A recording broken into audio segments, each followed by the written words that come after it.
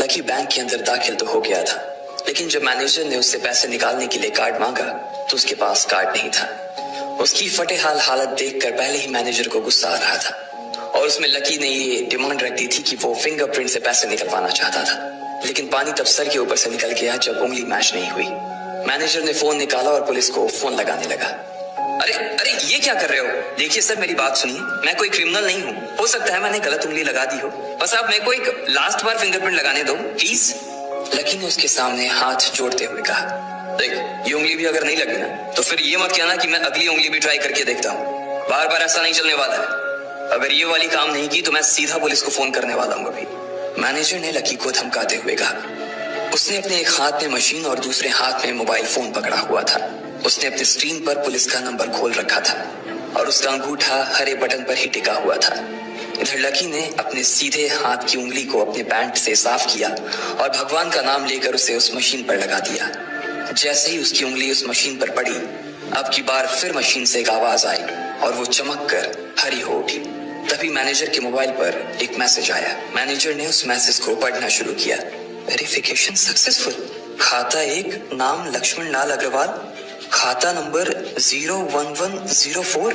जैसे ही मैनेजर ने इस मैसेज को देखा, उसकी आंखें फटी की फटी रह गई थी।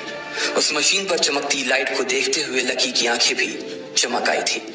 लकी उस हरी बत्ती को देखते ही झूम उठा था और फिर उसने मैनेजर को घूर कर देखा। उसके दिमाग में वो सारी बातें चल रही थी जो मैनेजर उसे अभी थोड़ी देर पहले सुना रहा था। इधर मैनेजर ने उसके आगे हाथ जोड़े और खिसिया कर हंसते हुए कहा, लक्ष्मण सर प्लीज मुझे माफ कर देना सर। मैं इस ब्रांच में नया आया हूँ और इसलिए मुझे मालूम नहीं था कि आप कौन हो। मैं इस ब्रांच का कस्टमर मैनेजर शशिकांत वर्मा हूँ। प्लीज आगे भी मेरा ध्यान रखना सर, प्लीज। Sorry sir. हाँ ठीक है, तो मुझे ये बताओ कि मेरे खाते में कितने पैसे रखे हुए हैं, लकी ने कहा और वो अब सोफे पर बैठ गया। मैनेजर उसके सामने ही खड़ा हुआ था और उसके खाते की जानकारी अपने फोन पर ही निकाल रहा था। उसने अपने फोन पर इधर उधर कुछ उंगलियां चलाई और बोला, हो गया सर, आपके खाते में इस वक्त 90,80,70,650 रुपए रखे हुए हैं सर। शशिकांत के खुद के होश इतनी बड़ी रकम को देखने के बाद उड़ गए थे। उसे विश्वास नहीं हो रहा था कि इस आदमी के खाते में इतना पैसा भी हो सकता था। लकी की शक्ल देखकर तो यही लग रहा था कि उसकी उम्र 20 से 22 साल से ज्यादा नहीं थी। ऐसे में अगर उसके खाते में इतना सारा पैसा रखा हुआ था तो ये वाकई बहुत बड़ी बात थी। शशिकांत अपने मन में ये सोच रहा था कि दुनिया के 99% लोग ही अपनी पूरी जिंदगी काम करने के बाद भी इतना पैसा नहीं कमा सकते थे जितना कि लकी के खाते में इतनी छोटी सी उम्र में रखा हुआ था। लेकिन लकी ने इधर जब उसके फोन में अपने खाते पर पड़ी हुई जानकारी को देखा तो उसे कुछ अजीब सा लगा। उसे लग रहा था कि उसे तुरंत इतने पैसों के हिसाब से अब अपनी जिंदगी को ढालने की कोशिश करनी शुरू कर देनी चाहिए, वरना उसके साथ वही होने वाला था जो आज बैंक में उसके साथ हुआ था। अरे सर, खाते में पैसे के अलावा और भी चीजें हैं जो मैं आपको बताना चाहता हूँ सर। मैनेजर ने फिर से अपनी फोन पर उंगलियां फिराई और बोला, सर एक तो आपके खाते में एक फरारी जुड़ी हुई दिखा रहा है सर। इसके अलावा आपके खाते में 2 किलो सोने की ईंटें रखी हुई, 5 किलो सोने की 20 ईंटें, पिकासो की 3 असली पेंटिंग है, 20 हीरे हैं 24 कैरेट के और भी बहुत कुछ है सर। मैनेजर ने हाफते हुए और अपने पसीने साफ करते हुए कहा। इतना सारा धन देखने के बाद शशिकांत की आंखें तो बाहर ही निकल आई थी। उसने कभी लकी जितना अमीर आदमी अपनी जिंदगी में नहीं देखा था। जितना पैसा और सोना और जायदाद उसके पास था, उसका 10% भी इस ब्रांच में किसी और के पास नहीं था। ठीक है, चलो मुझे एक कार्ड दे दो तुम, लकी ने अपने दोनों हाथों को अपने सिर के पीछे रखते हुए कहा। जी सर, मैं अभी आपके लिए एक नया कार्ड बनवा देता हूँ सर, मुझे बस 10 मिनट दीजिए सर, बस 10 मिनट, शशिकांत ने कहा और फिर लकी के सामने ही निकल गया। जितनी देर में लकी ने अपने फोन पर फिर से उस मैसेज को खोलकर देखा, उतनी ही देर में मैनेजर उसके लिए एक चमकता हुआ सुप्रीम कार्ड लेकर उसके सामने आ गया था। लेकिन उस कार्ड को देखने के बाद ना जाने क्यों मैनेजर को ऐसा लग रहा था कि ये कार्ड लकी की संपत्ति के आगे कुछ भी नहीं था। फिर भी मैनेजर इसमें कुछ नहीं कर सकता था क्योंकि वो जानता था कि उसके पास इस ब्रांच में इससे बड़ा और कोई कार्ड नहीं था। इसलिए फिलहाल वो लकी को यही दे सकता था। उसने उस कार्ड पर लकी का पूरा नाम लक्ष्मण लाल अग्रवाल गुदवा दिया था। लीजिए सर आपका कार्ड, पासवर्ड वगैरह सर आपको ईमेल पे मिल जाएगा, शशिकांत ने मुस्कुराते हुए कहा। और वो लकी के सामने हाथ बांधकर खड़ा हो गया। इधर लकी ने उस कार्ड को उलट पलट कर देखा और फिर अपनी जगह से खड़ा होकर वो बाहर निकलने लगा। शशिकांत का मन तो यही कर रहा था कि वो उसे दरवाजे तक छोड़ने जाए, लेकिन उसकी ड्यूटी इसी ऑफिस में थी और वो किसी को बाहर छोड़ने नहीं जा सकता था। फिर भी वो लकी के लिए दरवाजा खोलने के लिए आगे आ गया था। इधर यास्मीन अपने कैबिन में अपना सिर पकड़े हुए बैठी थी। उसे समझ नहीं आ रहा था कि आखिर अंदर चल क्या रहा था। एक पल को तो उसे लगा कि लकी पागल नहीं बल्कि बदमाश था कोई, और उसने शशिकांत को बंदी बना लिया था। लेकिन जब वो लकी के लिए कार्ड लाने के लिए अपने दफ्तर से बाहर आया तो यास्मीन को लगा कि कुछ गड़बड़ नहीं हुई थी। फिर ये इतनी जल्दी में कहाँ जा रहे हैं, उसने अपने आप से पूछा। शशिकांत को सुरक्षित देख बैंक के बाकी लोग भी दरवाजे पर से पीछे हट गए थे। वैसे भी उसे देखते ही सब लोग अपनी अपनी जगह पर वापस दौड़े चले जाते थे। शशिकांत का खौफ ही ऐसा था कि उसकी आंखों की झलक भर से खड़ा कर्मचारी जाकर अपनी कुर्सी पर बैठ जाता था। लेकिन एक बार शशिकांत के बाहर आने के बाद वो दोबारा बाहर नहीं आया था और ना ही लकी कमरे से बाहर आया था। इधर यास्मीन परेशान हुए जा रही थी। वो जानती थी कि अगर कुछ भी गड़बड़ हुआ तो सबसे पहले उसकी नौकरी जाने वाली थी। उसने बड़ी मुश्किल से और मेहनत करके इस नौकरी को हासिल किया था और वो किसी पागल की वजह से इसे अपने हाथ से नहीं जाने देना चाहती थी। जैसे ही परेशान यास्मीन ने अपनी नजर उठाकर फिर से उस कमरे की ओर देखा तो पाया कि लकी बहुत ही आराम से उस कमरे से बाहर निकलकर दरवाजे की ओर बढ़ता चला जा रहा था। ए, रुको, तुम इस तरह नहीं जा सकते, यास्मीन जोर से चिल्लाई और भागते हुए लकी के पास चली गई। तुम्हारी हिम्मत कैसे हुई जबरदस्ती हमारे वीआईपी रूम में घुसे चले जाने की, यास्मीन ने गुस्से में पूछा। उसका मन तो यही कर रहा था कि वो अभी लकी का गिरबान पकड़कर उसे झकझोर दे, लेकिन उसने अपने आप को रोक रखा था। मैंने पहले भी कहा था ना आपसे, मैं यहाँ सिर्फ अपना पैसा लेने आया था और कुछ नहीं, लकी ने कहा और मुस्कुराने लगा। यास्मीन ने देखा कि उसके हाथ में एक सुप्रीम कार्ड था और वो उसकी उंगलियों के बीच चमक रहा था। यास्मीन के दिमाग में आया कि लकी ने ये कार्ड कहीं अंदर से चुरा तो नहीं लिया, और इससे पहले कि वो यहाँ से चोरी करके भागता यास्मीन जोर से चिल्लाई, सिक्योरिटी सिक्योरिटी। उसकी आवाज को सुनते ही दो बंदूक वाले गार्ड भागे भागे यास्मीन के पास आए। ये चोरी करके भाग रहा है, पकड़ो इसे।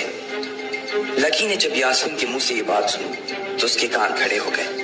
इससे पहले कि वो वहां से अपनी जान बचाकर भाग पाता, सिक्योरिटी वालों ने उसे धर दबोच लिया था और फिर उसकी जेब टटोलने लगे थे। इधर यास्मीन ने देखा कि उस सुप्रीम कार्ड पर उसने अपना नाम भी गुदवा लिया था। तुम्हारी इतनी हिम्मत कि तुमने शशिकांत सर को डराकर अपना नाम भी लिखवा लिया इस पर, इसकी जेब चेक करो, यास्मीन ने गुस्से से कहा। दोनों में से एक गार्ड लकी की जेब टटोलने लगा था। लकी की समझ में नहीं आ रहा था कि आखिर ये लड़की उससे समझ क्या रही थी। अगर उसे उसके खाते या इसकी संपत्ति या सिर्फ इसके परिवार के बारे में भी पता चल जाता तो भी यास्मीन उसके पैरों में गिर जाती। इससे पहले कि लकी अपनी सफाई में कुछ कह पाता, एक गार्ड बोला, मैडम इसकी जेब में तो कुछ नहीं है, बल्कि फटी हुई जेब है इसकी। तभी उसकी बात सुनकर दूसरे सिपाही ने कहा, मैडम हो सकता है ये इसी जेब में चाकू रख कर लाया हो और उसको निकालते वक्त उसी चाकू से इसकी जेब फट गई होगी, मुझे तो ऐसा ही लग रहा है। दूसरे सिपाही ने अपनी लड़खड़ाती जबान में बोला, अरे पागल हो क्या, ये सब आप लोग क्या बोल रहे हो, शशिका। इससे पहले कि लकी आगे कुछ बोल पाता, एक गार्ड ने उसके दोनों हाथों को मरोड़ दिया था। इधर यास्मीन अपने मन में सोच रही थी कि अगर वो चाकू लाया था तो फिर वो चला कहाँ गया था। बाप रे! अचानक से यास्मीन की आंखें बड़ी सी हो गई थी। उसे लगा कि लकी ने उस चाकू से शशिकांत का खून कर दिया था। यास्मीन ने तुरंत अपना फोन निकाला और पुलिस को फोन मिलाते हुए कहा, हेलो पुलिस स्टेशन, मैं न्यू सिटी बैंक से बोल रही हूँ। हमारे बैंक में एक संकी चोर घुस आया है और उसने हमारे कस्टमर मैनेजर का खून कर दिया है, आप प्लीज जल्दी आ जाइए सर। यास्मीन ने घबराते हुए कहा और फोन रख दिया। तब तक दोनों गार्ड ने लकी को नीचे घुटनों के बल बैठा दिया था और उसके सिर पर बंदूक तान दी थी। जैसे ही बाकी लोगों ने भी अपनी आंखों के सामने ये मंजर देखा तो वो सब लोग भी लकी के आसपास घेरा बनाकर खड़े हो गए। अंदर बैठे मैनेजर ने जब इस हलचल को देखा तो वो भी अपना सारा सिस्टम बंद करके बाहर आ गया। अरे क्या हो रहा है ये सब, उसने जोर से आवाज देते हुए पूछा। जैसे ही सब लोगों ने उसकी आवाज सुनी तो वो चौंक गए और शशिकांत वर्मा की ओर देखने लगे। देखने वालों में यास्मीन भी शामिल थी और उसने देखा कि उसका मैनेजर तो जिंदा है और सही सलामत उसकी आंखों के सामने खड़ा था। सर, आप जिंदा हैं? यास्मीन ने खुशी और आश्चर्य भरे भाव के साथ शशिकांत की ओर देखते हुए कहा, लेकिन अगले ही पल उसकी खुशी की जगह दुख ने ले ली थी। उसे एहसास हो रहा था कि आखिर उसने कितनी बड़ी गलती कर दी थी।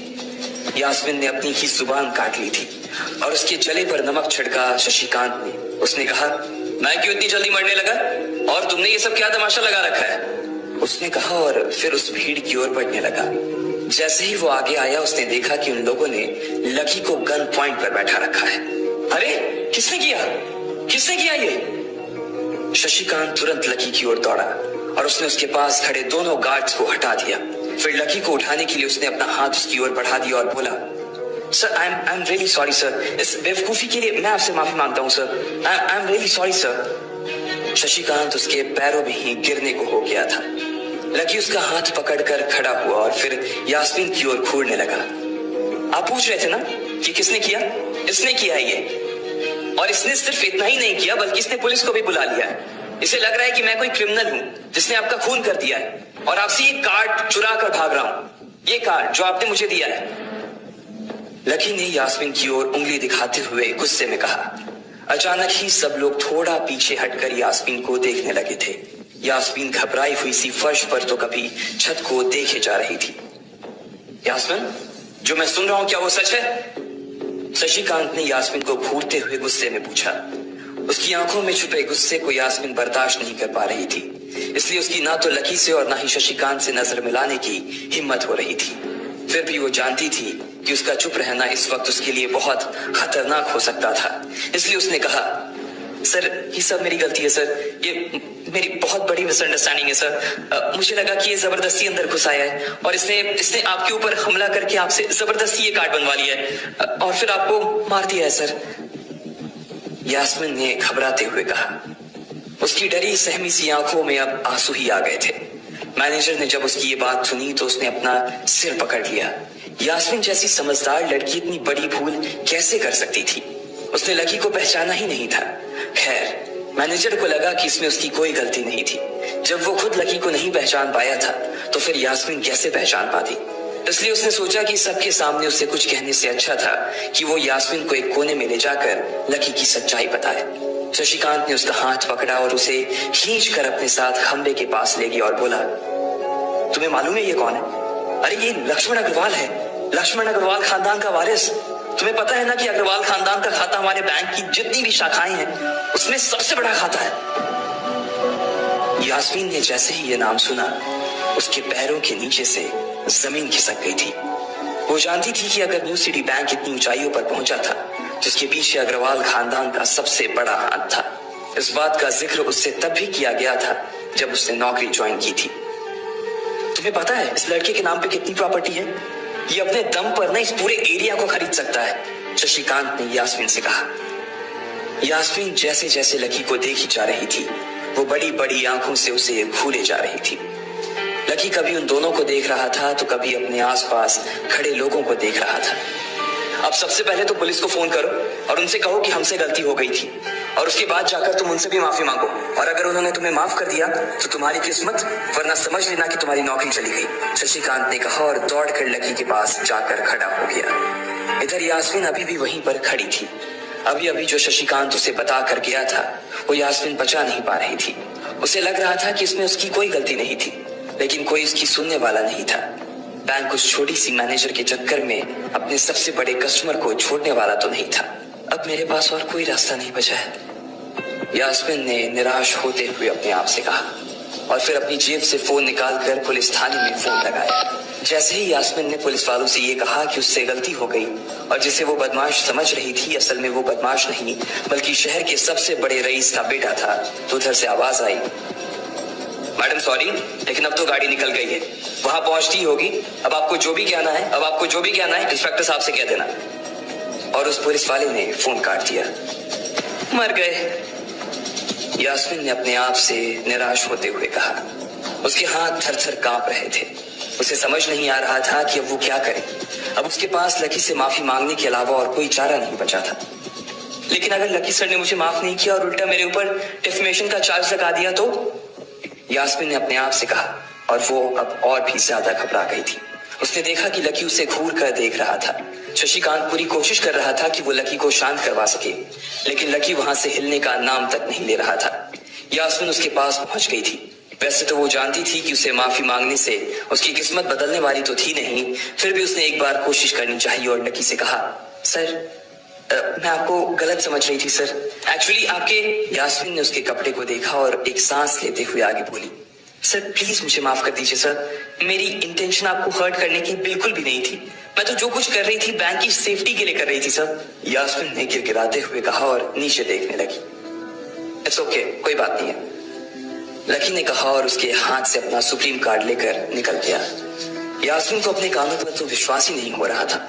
वो मान ही नहीं पा रही थी कि लकी ने उसे माफ कर दिया था। उधर लकी को अपने आप पर विश्वास नहीं हो रहा था कि वो रातों रात इतना अमीर हो गया था। आखिर लकी इतने पैसों का क्या करने वाला था? क्या उसके खाते की बैलेंस की तरह वो भी रातों रात बदल जाता? ये पैसा उसकी जिंदगी को क्या दिशा देने वाले थे?